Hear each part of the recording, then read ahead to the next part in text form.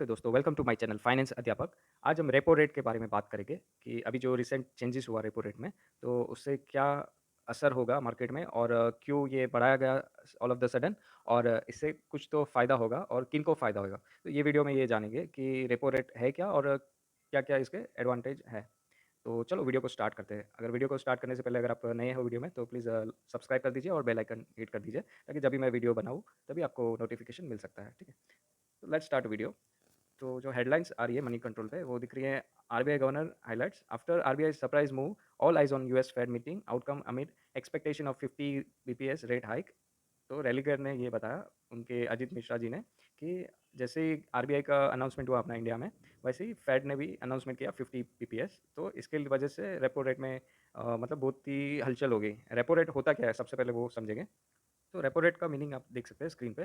तो repo rate is the rate at which RBI lends to commercial bank, which means the move is set to make borrowing expensive. An increase in the repo rate implies that the banks will also increase their lending rates, in particular home loans, interest rates, and which further implies an uptick in EMIs for borrowers. तो RBI पहले हम समझना पड़ेगा। RBI एक central bank है, मतलब हर एक देश की कुछ ना कोई एक सेंट्रल बैंक होती है। जैसे अपना रिज़र्व बैंक ऑफ इंडिया जो अपना करेंसी नोट्स छापती है। तो रिज़र्व बैंक का ये काम रहता है कि जैसे ही मार्केट या फिर इंडिया में रिज़र्व बैंक क्या करती है कि जैसे ही महँगाई बढ़ रही है या फिर ऐसा लग रहा है कि अभी डिप्रेशन आ रहा है, तो वो एक जो फ्लो ऑफ मनी रहता है उसको कंट्रोल करती है, लिक्विडिटी बोलते हैं ना, तो उसको कंट्रोल करता है। तो जो कोविड के टाइम पे जो इतना अनसर्टेनिटी हो गए थे, तो उन्होंने रेट कट कर दिया था। आपने भी देखा रहेगा, आपका एफडी का जो रेट था वो पूरा डाउन हो गया था। तब से लेके अब तक बढ़ाया नहीं था। यहाँ पे आप मनी कंट्रोल का न्यूज़ भी देख सकते हैं कि 4% जो रेपो रेट था सिंस मई 2020 तब से लेके अब तक बढ़ाया नहीं था। और अभी गवर्नमेंट को ऐसा लगा कि एक नीड है कि कुछ लिक्विडिटी बढ़ रही है तो उसको कंट्रोल की जाए। बट अभी जो इन्फ्लेशन है वो इंडिया में आफ्टर रेपो रेट बहुत ही बढ़ गया। 17 मंथ हाई पे पहुँच गया 6.95, यानी 7 भी बोल सकते हैं, 7 तक पहुँच गया अभी।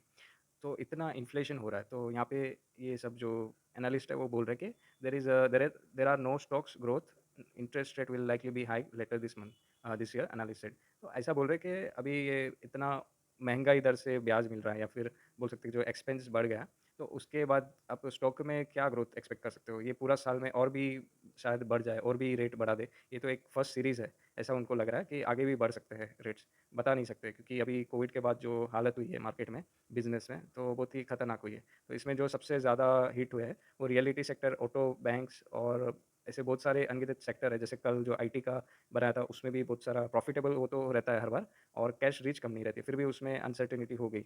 जैसे ही कल अपन बात किए थे कि एक रेजिग्नेशन वाला ड्राइव या फिर बोलते हैं रिवेंज रेजिग्नेशन हुआ था, उसके तहत वो भी एक कोविड का ही रीज़न था। तो ऐसा मतलब प्रॉफिटेबिलिटी नहीं है मार्केट में। अभी जो मार्केट आज गिर रहा फिर मतलब थोड़ा संभल रहा है, मतलब ये सब जो चीज़ है वो आगे भी कंटिन्यू रह सकती है, ऐसा मानना है मेरा, नहीं ये एनालिस्ट लोगों का। तो आगे इसमें कुछ तो बेनिफिट है, वो देखेंगे कि इतना खराब चीज़ हुआ है रेपो रेट बढ़ने से, तो क्या अच्छी बात हुई है। चलो वो देखते हैं। तो टिकर टैप में मैं जब भी आ रहा था तो मुझे ये आर्टिकल मिला, बहुत ही अच्छा आर्टिकल और खूब मस्त आर्टिकल है। 8 रीज़न या फिर बोल सकते हैं 8 areas affected by increase repo rate for investor. Investor अगर आप हो तो आपको ये समझना चाहिए 8 रीज़न या फिर 8 फैक्टर क्या है, क्या नहीं है। रेपो रेट इंक्रीज़ होने से क्या फ़र्क हो रहा है। तो सबसे पहले हम क्विकली देख लेंगे कि गवर्नमेंट ने, जैसे आप जानते हो अभी का जो करंट रेपो रेट है वो 4.40 हो गया, जो कल बढ़ गया। और उसने जो cash reserve ratio has been increase by 50 PBS, तो वो भी बढ़ गया है। सीआरआर भी बढ़ गया है, ठीक है। तो उसका जो फर्स्ट इम्पैक्ट आता है वो स्टॉक मार्केट पे ही आता है। जैसे ही स्टॉक मार्केट 1400 पॉइंट गिर गया था इंट्राडे में, सेंसेक्स की बात कर रहा हूँ, और 16,700 के लेवल पे आ गया था निफ्टी अपना। और इसमें जो अपने बहुत सारा लोग रह गए, उसने एफएनओ में अच्छी प्रॉफिट भी कमाई रहेगी या फिर अपने लॉस किया रहेगा अपना पोर्टफोलियो में, जो है सब रेड ही रेड हुआ रहेगा, है ना। वापस ऐसा लगता रहेगा प्री कोविड टाइम तो नहीं आ गया, ऐसा डाउट गया रहेगा। बट ये एक सडन चीज़ हो गई थी, पब्लिक को पता नहीं थी, इसके लिए थोड़ा पैनिक किया। बट डरने की बात नहीं है, अभी और भी गिर सकता है, ठीक है। मतलब ये एक प्रिपरेशन कर रहा हूँ, आपको डरा नहीं रहा हूँ, बट आपको प्रिपेयर कर रहा हूँ कि और भी गिरेगा। तो अगर आप लॉन्ग टर्म प्लेयर है तो मार्केट में टिक के रहने का, अच्छा स्टॉक है आपके पास, अच्छा पोर्टफोलियो बनाया हुआ है, तो आपको डरने की ज़रा भी ज़रूरत नहीं है। तो सेकंड इम्पैक्ट इसका देखते हैं, स्टॉक प्राइस पे पड़ा है, मतलब कंपनीज़ का जो ग्रोथ है वो कट रहा है। मतलब जो अभी महँगे दर, मतलब ब्याज तो चाहिए रहता है ना कंपनी को बिज़नेस रन करने, तो लोन्स के जो प्राइस है वो बढ़ रहा है। होम लोन्स भी अगर आप बात किए थे अपन, तो उसका जो इंस्टॉलेशन या फिर बोल सकते हैं ईएमआई है, उसमें भी बढ़ोतरी हो गई, पर जॉब्स नहीं है, तो ये सब सिचुएशन अभी खड़ी हो गई है। तो सब अगर बहुत सारे लोग ने स्टॉक में इन्वेस्ट किया रहेगा, तो उनके पास अभी फंड नहीं है, तो उन्होंने बेच दिया रहेगा। इसके लिए भी मतलब बेच भी सकते हैं या फिर ऑलरेडी बेच के निकल गए रहेंगे डीआईएस या फिर बहुत सारे ऐसे लोग, तो इसके लिए भी मार्केट गिरने का एक रीज़न बन गया है। इम्पैक्ट ऑन एक्जिस्टिंग लोन, मतलब एक्जिस्टिंग लोन में क्या हुआ, जो अभी बात किया था वही हुआ कि if you are existing borrower, hike spell bad news, ठीक है? मतलब आपके पास लोन चल रहे हैं तो आपके लिए वो बैड न्यूज़ है, क्योंकि इंटरेस्ट बढ़ रहा है, वही ईएमआई की जो बात किया था। इम्पैक्ट ऑन न्यू लोन्स, अभी न्यू लोन है, कोई किसी को होम चाहिए, कार लोन, पर्सनल लोन कुछ चाहिए, तो उसके जो लोन के नया रेपो रेट जो इंक्रीज़ डिक्रीज़ हुआ है, सॉरी इंक्रीज़ हुआ, डिक्रीज़ तो नहीं हुआ, तो उसके तहत जो लोन है वो भी महँगी ही मिलेगी। Impact on fixed rate loan, तो उसमें भी इसका असर दिखेगा। फिक्स्ड लोन रेट लोन जो था, उसमें भी आपको महँगा दिखेगा। जैसे ऑटो में और पर्सनल लोन में जो फिक्स इंटरेस्ट भाव से मतलब लेते हैं, तो उसमें भी आपको एक ईएमआई का इंक्रीज़ दिखेगा कि भाई ज़्यादा आपको देना पड़ रहा है कंपेयर टू लास्ट ईयर या बिफोर दिस मंथ। और आपके एक्जिस्टिंग हाउस लोन है, उसमें भी आपको असर दिखेगा। जैसे हम बात किया था वही पॉइंट है, ये घुमा-फिरा के थोड़ा लिखा हुआ है इन लोगों ने।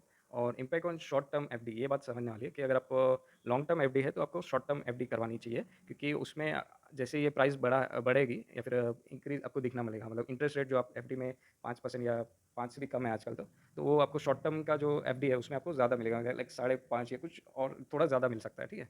तो बैंक के ऊपर है कितना बढ़ाएगी शॉर्ट टर्म में, तो देखना रहेगा कि कितना हो रहा है। तो शॉर्ट टर्म आप उसमें रिसर्च करिए शॉर्ट टर्म लोन के ऊपर, तो उसमें आपको फ़ायदा होगा। और लॉन्ग लॉन्ग टर्म एफडी में क्या है कि उसमें अभी तक कुछ बताया नहीं है, वो आगे के टाइम पे ही पता चलेगा, ठीक है? तो ये थे कुछ 8 बातें जो आपको समझनी चाहिए और आपको उसके ऊपर एक्शन लेना चाहिए, ठीक है? तो thank you very much for listening for this video, और आगे बहुत सारे वीडियोज़ आ रहे हैं, और आप कमेंट करिए आपको कौन-सा वीडियो चाहिए, कोई स्टॉक्स के बारे में या कोई सेक्टर स्पेसिफिक वीडियो चाहिए या कुछ क्वेरी है आपको, आप कमेंट कर सकते हो, और इसको लाइक और सब्सक्राइब नहीं किया तो लाइक और सब्सक्राइब भी कर सकते हो। Thank you very much.